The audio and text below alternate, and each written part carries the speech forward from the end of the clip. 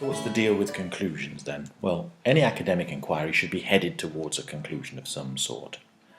And I thought we'd have a look at some examples. First of all, this rather famous example from 1966 by Hoffling and a bunch of other researchers who were looking at the nurse-physician relationship. So Hoffling carries out his research into nurses' response to doctor's authority in American hospitals, comprising covert observations, interviews and questionnaire surveys with several groups of different nurses.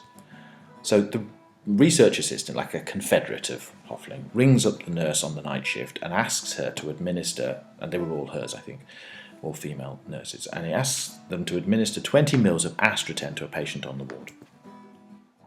The imposter doctor says that he's in a very great hurry and he would sign the authorization approving administration later on when he comes in to see the patient. Now, any nurse who does this, basically they're breaking these three important hospital rules. Okay, you're not allowed to accept instructions for patient care over the phone. I think you can probably see why that's a bad idea. You're not allowed to administer an overdose, that's just plain common sense. The Astroten was labelled, by the way, very clearly with a 10 milligram dosage limit, and the imposter doctor asked for a 20 milligram dose to be administered. Finally, they're not allowed to administer unauthorised medicines. So even if something appears in the cabinet, you're not allowed to administer it if it doesn't also appear on the checklist. Otherwise, medicines can wind up in the cabinet that shouldn't be there by accident, and therefore accidental overdoses or misadministration can occur. So that's the scenario that Hoffling was basically putting these poor nurses into. Each nurse was able to check and see that they'd got access to the medicine that was mentioned, and that they could see that it wasn't on the stock list, and also the pill box was clearly labelled with a 10 milligram limit. So there were 22 nurses covertly observed responding to these procedures. But Hoffling also described the procedures to two groups of other nurses. I think one of them were nurses who were actually in training, and others were nurses who'd recently completed they were seniors, they'd done other stuff as well, like completed extra training. So he puts the questionnaire and asks them to predict the rates of compliance with the doctor's orders. Okay, so that's all well and good. We can see what's going on there. But if we're going to reach a conclusion about these procedures and the findings that we're going to look at in a minute, we need a sense of objective. So really, what was Hoffling and his mates, what were they trying to do? What were they trying to learn here? Well, I think the best way to put it is in terms of a kind of a question. So how nurses would respond to doctors giving them orders which went against their professional standards. Now you can see that there is a very simplistic answer we could give to that. We could either say they will be compliant or they won't be compliant. And that's anticipated in some of the procedures here. We talk about the questionnaire survey asking them to predict rates of compliance. So we can see that is going to be a feature in this, and it's going to need some interpretation. But also it's open enough that we're going to be able to incorporate other elements of data that we recover, so observations that we might make and things, into our analysis. So our conclusion can be a little richer than the rather simplistic minimum state that we might require. But hopefully you can see from this, we do need in our conclusion to answer this question: how did the nurses respond? So that it will not be a successful conclusion if it cannot answer those questions. So here's the final findings then. So Hoffling gets 21 or 22 nurses and has to prevent them from administering the Astroten, even though the Astroten is a completely harmless placebo. You obviously got to stop these people, even if it's harmless. And then when you ask the trainees and the recently qualified seniors, 94% of them say that the nurses will not be compliant with the doctor's orders. So it's this complete reversal that we're looking at here, isn't it? 21 out of 22 is more than 95%, and here this is nearly 9. So it's like 95% of the nurses do what they shouldn't, and 95% of the nurses don't believe they will. It's a complete reversal of situation between actuality and perception, and that's quite a surprising result, I think. It's the absolute alternate nature of the two statistics that's most important here. So what conclusions did he reach? Well, I'm summarising quite a lot here, but this is kind of where we went to. So nurses were compliant to doctors' orders. So you can see here the objective: how would nurses react? Nurses were compliant. So the conclusion does respond very clearly to the objective. So they were compliant to the doctor's orders, even though those were against their usual professional standards. However, we've also got this little extra here. Nurses also appeared to be unaware of their tendency. That's that 94% statistic. And they also concluded that nurses' intelligence appeared to have been disabled. That was the phrase that Hoffling used, which I think a very interesting kind of way of putting it. He said, it's like ideally there should be two intelligences in the service of the interest of the patient. But one of those two intelligences gets disabled or turned off by the other. And that's... So I think you can see that the conclusion does respond to the objective very well. The objective, how would nurses respond? There's the answer to that question. But he also draws out, or includes this tiny little bit of extra evidence, so he foregrounds the most important bit of findings in his conclusion, and then he also says this kind of interpretive thing as well. So you can see the conclusion is very short, very tight, very focused on the objective, but also includes the most interesting result and suggests the most interesting interpretation. That's a very canny response there. So I'm going to contrast that now with a piece of work that I got from a student who was working very hard in another area of cognitive psychology. So this is they were looking at an examining theories about ideas of human memory. So I'd sort of outlined to them working memory model with Badley and Hitch, multi-store model with Atkinson and Schifrin, and Craik and Lockhart's levels of processing theory as approaches to theorization of human memory. So they'd introduced their essay, it spent each paragraph, each section of their essay had looked at the different theories, they'd used research evidence and clinical evidence to explore and illustrate those different ideas. So this is what we've got in their conclusion. So in conclusion, human memory appears to include at least two distinct systems, one for short-term, STM, and the other for long-term storage, LTM. So that's a good idea. This is restating the thesis or position statement of the essay. Just like Hoffling did, his answer to his objective or his response to his objectives, nice and clear. So you start out your essay saying something like, this essay will explore theories of human memory and how well they are supported by the research evidence in order to show that there are at least two distinct systems.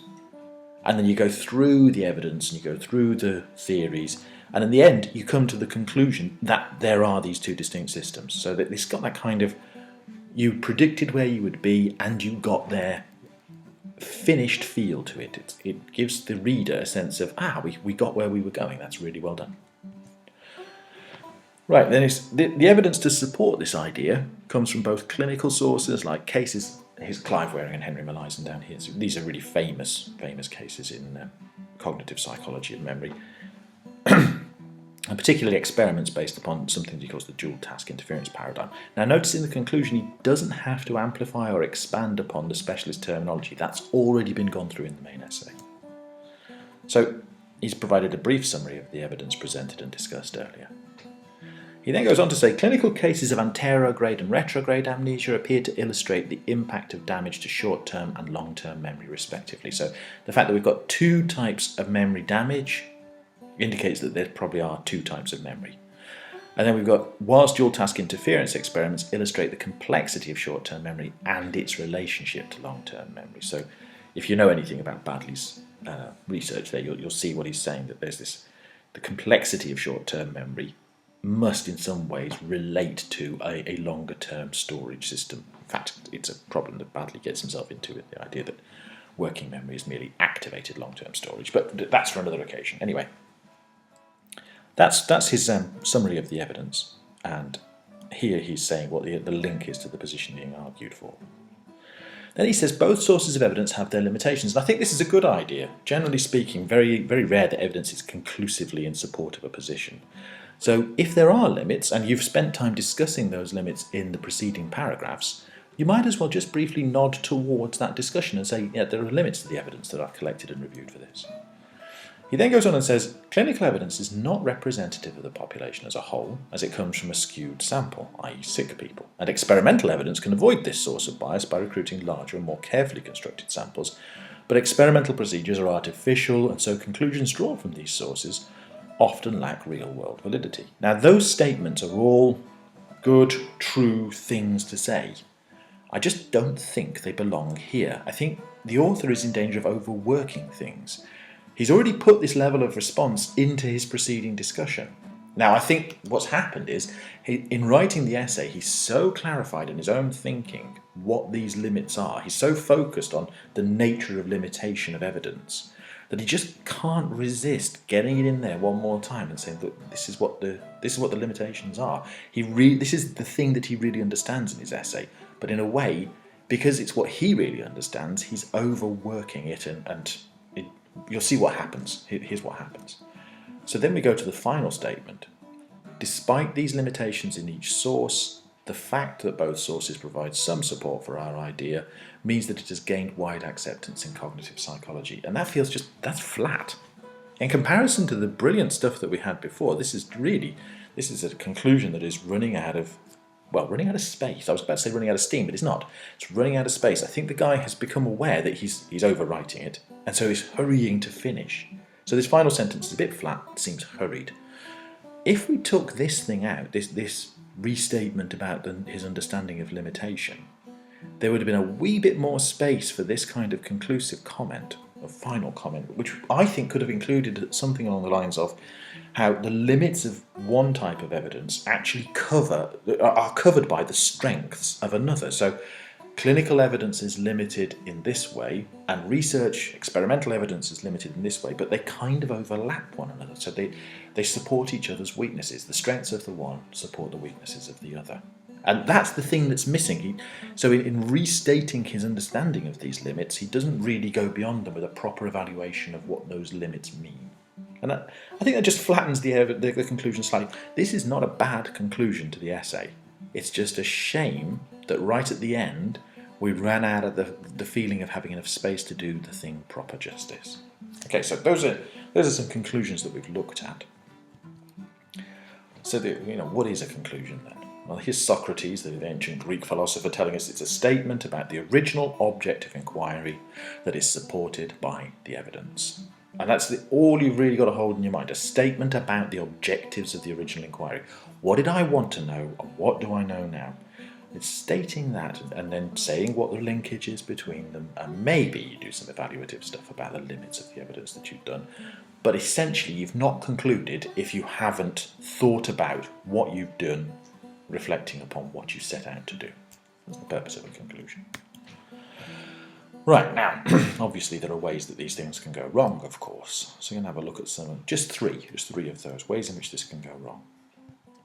So first of all, our sources of evidence may not fairly represent the situations we're discussing. All right, we'll have a look at that in a minute or two. What we mean by that is our sources of evidence aren't representative. And also, the evidence presented may not actually tell us anything about the original question we asked. We might have alluded to a load of irrelevant evidence. Yeah, it could be evidence, research evidence of very high standard, research that was very thoroughly conducted, but actually just not relevant to the objective that we were investigating. And finally, whilst the evidence might be, it could be highly relevant and it could be very representative, is it realistic? Is the way that we did our research, or the way that the research was done, fair representation of the real world situations that we want to make conclusions about, draw conclusions about? So here's to illustrate that, okay? So representativeness. In psychology particularly, but in social sciences in general, a large amount of research data comes from American college students. And there's a habit amongst American psychology departments of assigning participating in my research project as a credit-worthy component of your assessment. So it might only be 5%, a small amount, but you're not passing my module if you don't participate in my research. And that means that I get a command audience, a large group of people who I can test my ideas out on. And that's very useful, and it's very canny of the American psychologists, but of course, you'd ask yourself, to what extent do these people represent the diversity of the whole of humanity? And the answer, I think, is probably not a great deal. So if we look, here's these very clean-cut, nice people, who all presumably have some kind of middle-class heritage and, aspiring to a certain position in society and with a certain number of responsibilities. And, you can see those responsibilities may not be terribly important or have a major impact on their lives, given that's their spring break activities. And what we're saying is, to what extent are the behaviours of people who occupy this fraction of our community truly represent the diversity of the whole of our community?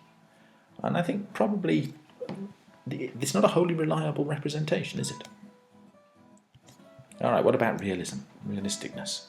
So I've got a very specific example here. So if we conduct capacity assessments, like if we've got somebody who's just completed a course of acute treatment in a ward, somebody say with dementia. So if they're an older person, they've got dementia, they've been diagnosed with that, that condition's being managed, but they come in with a damaged knee or a hip that needs replacing or something like that.